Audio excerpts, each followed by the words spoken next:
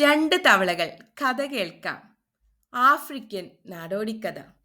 പണ്ടൊരിക്കൽ ആഫ്രിക്കയിലെ ഡൊട്ടു നഗരത്തിലെ മൺകുഴിയിൽ ഒരു തവള ജീവിച്ചിരുന്നു. മറ്റൊരു നഗരമായ ഒസാനിയയിൽ വേറെ തവളയും ജീവിച്ചിരുന്നു. അവൻ സമുദ്രത്തിനടുത്ത ഒരു അരുവിയിലായിരുന്നു താമസം. രണ്ട് തവളകളും പുറം ലോകം കാണാതെ തങ്ങളുടെ മാളങ്ങളിൽ അങ്ങനെ ജീവിച്ചിരുന്ന കാലം. അങ്ങനെ കുറച്ചു കാലം കഴിഞ്ഞപ്പോൾ ഡുട്ടുവിലെ തവളയ്ക്ക് ഒസാനി നഗരം കാണാൻ കൊതിയായി. ഒസാനിയിലെ തവളയ്ക്കാവട്ടെ ഡുട്ടു നഗരവും കാണണം. ആ ആഗ്രഹം രണ്ട് തവളകളിലും വളർന്നപ്പോൾ ഒരു മഞ്ഞുകാലത്ത് ഇരുപേരും തങ്ങളുടെ മാളം വിട്ട് പുറത്തിറങ്ങി. യാത്ര ഏറെ ദുർഘടം പിടിച്ചതായിരുന്നു. ഒന്നാമത് അവർ ആദ്യമായിട്ടാണ് അത്രയും ദൂരം സഞ്ചരിക്കുന്നത്. മാത്രവുമല്ല, വഴികളെക്കുറിച്ച് നല്ല നിശ്ചയവും ഉണ്ടായിരുന്നില്ല. ഇടയ്ക്ക് വെച്ച് അവർക്ക് വലിയൊരു കുന്ന് കയറേണ്ടി വന്നു. ഡുട്ടുവിനും ഒസാനിക്കും ഇടയിലായിട്ടായിരുന്നു ഈ വമ്പൻ കുന്ന്. ഒരു വിധേന അവർ കുന്നിൻ മുകളിലെത്തി. അപ്പോഴാണ് രണ്ട് തവളകളും പരസ്പരം കാണുന്നത്. കണ്ടപാടെ ഇരുവരും സംഭാഷണത്തിൽ ഏർപ്പെട്ടു. എന്തിനാണ് തങ്ങൾ ഇത്രയും ദൂരം താണ്ടി വന്നതെന്നും അങ്ങനെ വർത്തമാനം പറഞ്ഞു പറഞ്ഞ് അവർ ചങ്ങാതിമാരുമായി. അവർ കുന്നിൻ്റെ ഉച്ചിയിൽ ഒരിടത്ത് വിശ്രമിക്കാനിരുന്നു. അത്രയും ദൂരം താണ്ടി വന്നതല്ലേ, നല്ല ക്ഷീണമുണ്ടായിരുന്നു. നമ്മളെ ദൈവം ഇത്രയും ചെറുതായി സൃഷ്ടിച്ചത് കഷ്ടമായി പോയി, ഡുട്ടുവിലെ തവള പറഞ്ഞു.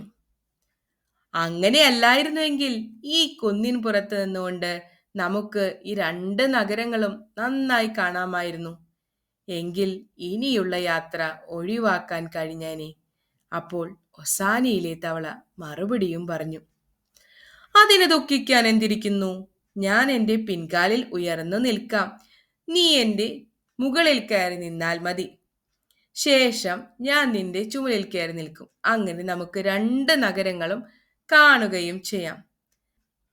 ആ ആശയം ഡുട്ടുവിലെ തവളയ്ക്ക് പിടിച്ചു. ഉടനെ തന്നെ അവൻ ഒസാനിയിലെ തവളയുടെ ചുമലിൽ കയറി നിന്നു. കഴിയുന്നത്ര അവൻ ഉയർന്നു നിന്നു.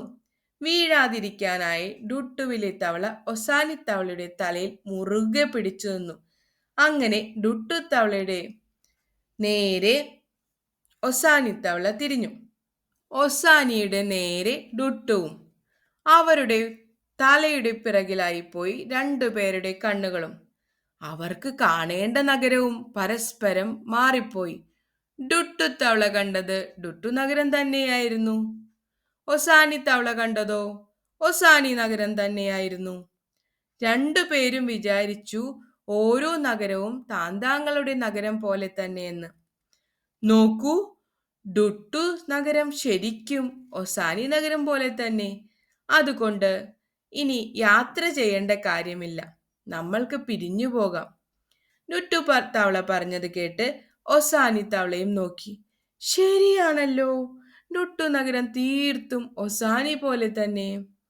അങ്ങനെ ഇരുപേരും ആഗ്രഹിച്ച നഗരം കണ്ട സംതൃപ്തിയോടെ തങ്ങളുടെ നഗരങ്ങളിലേക്ക് തിരിച്ചുപോയി. കഥ എല്ലാവർക്കും ഇഷ്ടപ്പെട്ടെന്ന് കരുതുന്നു. നന്ദി.